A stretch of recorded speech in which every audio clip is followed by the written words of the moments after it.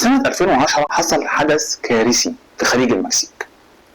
الحدث ده ادى لوفاة 11 شخص وعمل تسرب نفطي كبير دمر البيئة البحرية في المنطقة دي، وده كان بسبب انفجار ديب ووتر هورايزون المملوكة لشركة BP. السبب ببساطة ورا الحادثة الكبيرة دي اللي اتعرفت في كل حتة واتعمل عليها فيلم سينمائي هو انه محدش سمع او اهتم بآراء الناس اللي كانوا في وقتها. المهندسين في المكان ده قبل الانفجار ما يحصل حذروا من خطورة الوضع بسبب مشاكل في الاجهزه، وطلبوا وقالوا للمديرين او للاداره انه احنا بلاش نبروسيد وبلاش نكمل، لكن الاداره ما اهتمتش بالكلام ده وفضلوا يكملوا ولا عدلوا الخطط ولا اهتموا خالص بالكلام بتاع مهندسين السلام. قصه ديب ووتر هورايزون هتفضل مثل بنتكلم عليه دايما في الاستماع والانصات للي حواليك واتخاذ القرارات بناء على الكلام اللي بتسمعه. النهارده في قهوه المندوبين هنتكلم وندردش عن 5 مستويات من الانصات او الاستماع حسب ما كتبهم ستيفن كوفي في كتابه The 7 Habits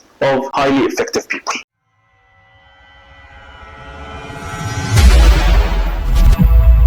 اهلا وسهلا بكم، معاكم يمين ابراهيم وحلقه جديده من قهوه المندوبين. هات كوبايه الشاي والقهوه بتاعتك ويلا بينا ندردش. كلنا بنسمع اللي حوالينا، بس تعرف انه في 5 مستويات للانصات او الاستماع. ال5 مستويات هم التجاهل، الاستماع المتظاهر، الاستماع الانتقائي، الاستماع المنتبه، واخر حاجه الاستماع التعاطفي. تعالوا نعرف ايه هم ال5 مستويات دول وايه الفروقات بينهم. المستوى الاول، ما تيجوا نشوف.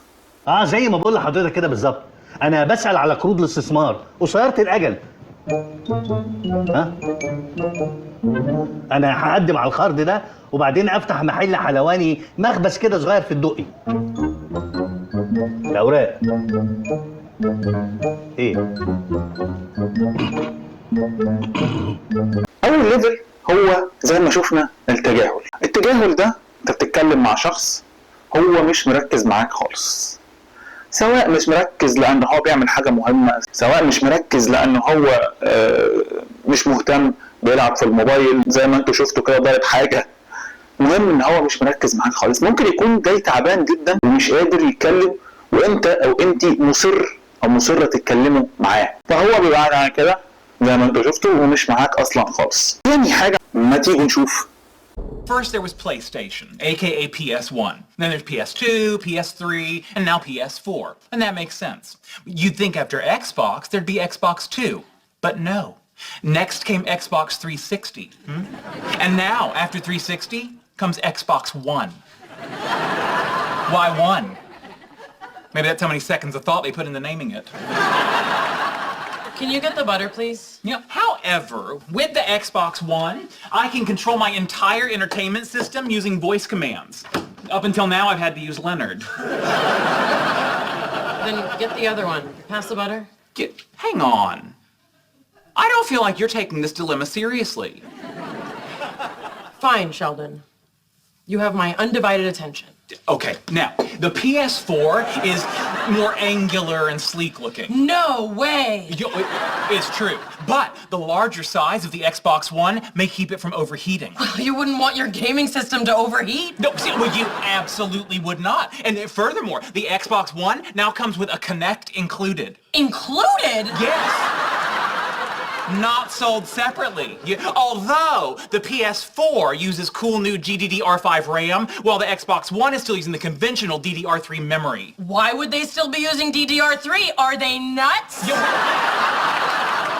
See, that's what I thought. But then they go and throw in an ES RAM buffer. Whoa, wait a second. Who's they? The Xbox. You're kidding! No, I am not. And this ES RAM buffer should totally bridge the 100 gigabit per second bandwidth gap between the 2 RAM types. This is a nightmare. How will you ever make a decision? See, I don't know. What should I do? Please pass the butter!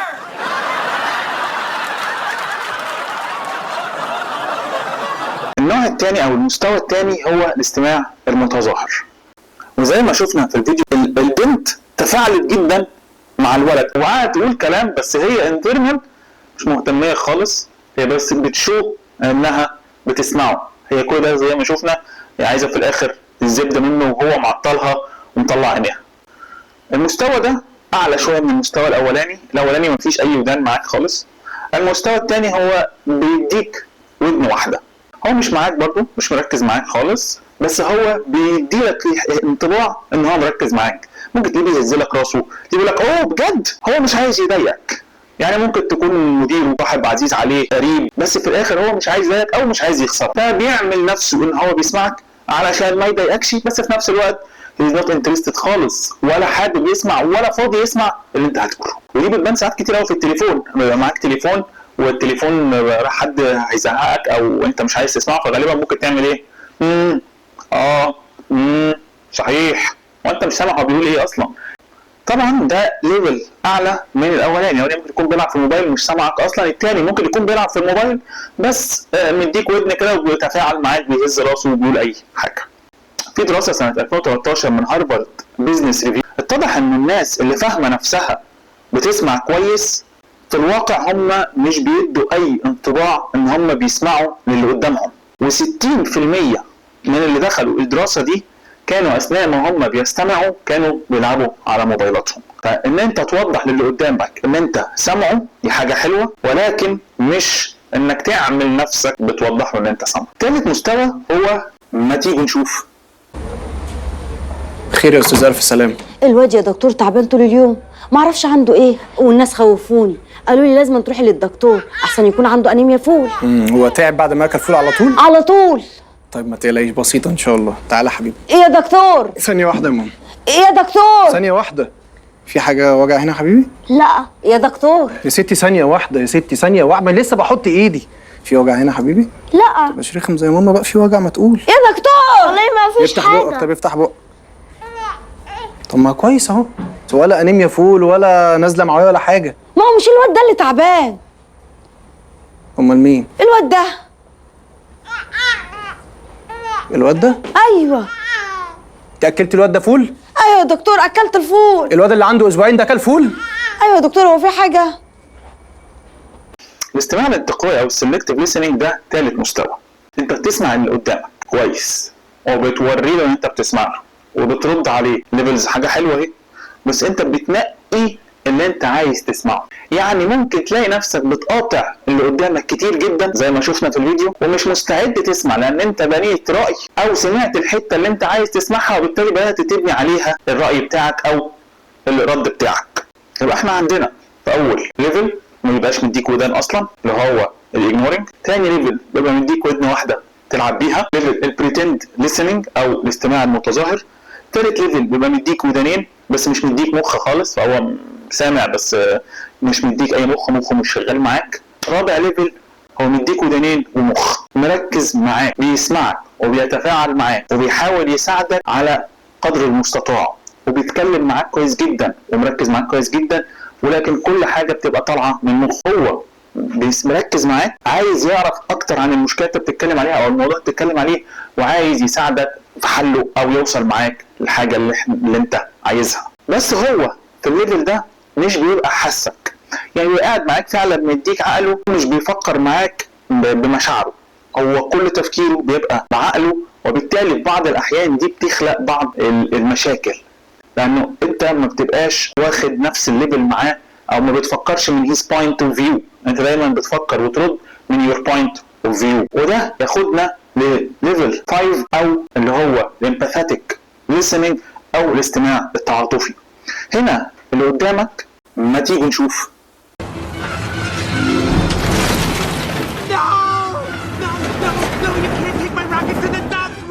Go to the moon!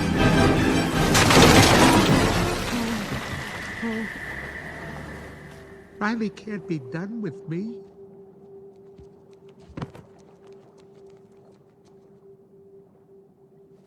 Hey, it's gonna be okay. We can fix this. We just need to get back to headquarters. Which way to the train station? I had a whole trip planned for us. Hey, who's ticklish, huh? Here comes the tickle monster. Hey, Bing Bong, look at this. Oh, here's a fun game. You point to the train station and we all go there. Won't that be fun? Come on, let's go to the train station. I'm sorry they took your rocket. They took something that you loved. It's gone. Forever. Sadness. Don't make him feel worse. Sorry. It's all I had left of Riley. I bet you and Riley had great adventures. Oh, they were wonderful. Once we flew back in time. We had breakfast twice that day.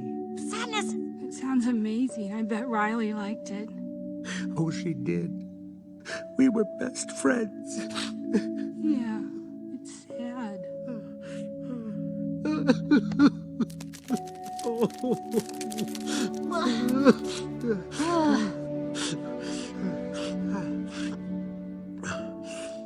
I'm okay now. Come on. The train station is this way. زي ما شفنا في الفيديو شفنا اتنين. الأولانية كانت بتتكلم الاتنتيف listening، كانت سامعة وبتحاول تحل المشكلة بس من وجهة نظر عقلانية، ما حطتش نفسها مكان هذا الشخص، ما حسيتش هو حاسس بإيه، ولا حاولت إنها تتفاعل معاه من وجهة نظره هو، كان دايما تتفاعل معاه من وجهة نظرها. لو شفنا السادنس نلاقيها بدأت تتفاعل معاه انها حست بيه، وهو ده empathetic part، ان انا حاسس بيك، I'm putting myself in your shoes، انا فاهم انت بتقول ايه ومقدر اللي انت بتقوله وحاسس بيه، فبالتالي انت بتقدم له حلول او بتساعده من وجهة نظره. خدوا بالكم مش لازم تقدم حلول لانه في حاجات ملهاش حل، بس فكرة انك تتعاطف معاه وتبقى حاسس بمشكلته وفعلا بتحاول تساعده، دي في حد ذاتها كفاية جدا.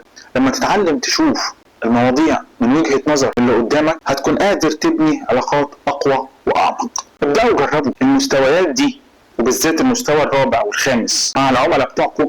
ابدأ حس بيه واسمعه from his business point of view، ولو جربتوا الكلام اللي احنا قلناه اكتبوا لنا تعليقاتكم واكتبوا لنا النتائج اللي وصلتوا لها أو الحاجات اللي اتعلمتوها. لو عجبك الفيديو اعمل لايك وسبسكرايب علشان يوصلك كل جديد. ممكن تشير الحلقة مع أصحابك عشان الكل يستفيد. لو حابب تعرف أكتر ممكن تنزل تبص على المصادر وتقرأ أكتر عن الموضوع اللي اتكلمنا عليه. استنونا في الحلقات الجاية واكتبوا لنا تعليقاتكم وتحبوا تسمعوا إيه في الحلقات الجاية.